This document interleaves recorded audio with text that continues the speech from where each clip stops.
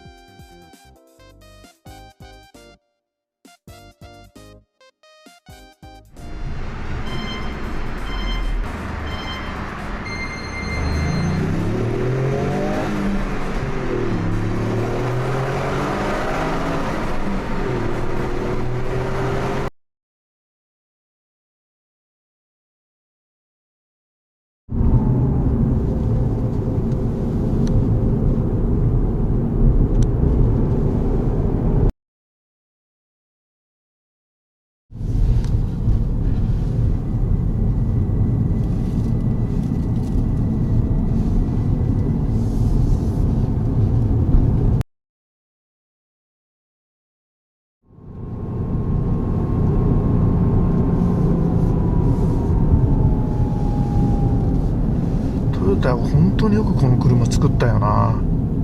正直すごいと思うわ。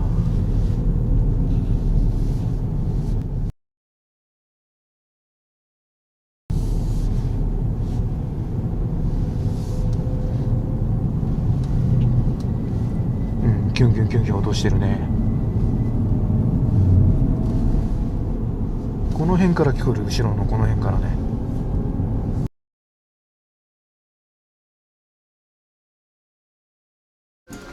ありがとうございます。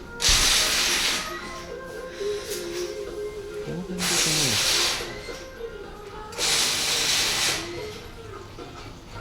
まあ下はそうね、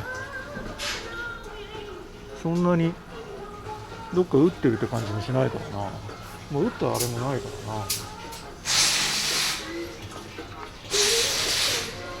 あ、この辺もあるね。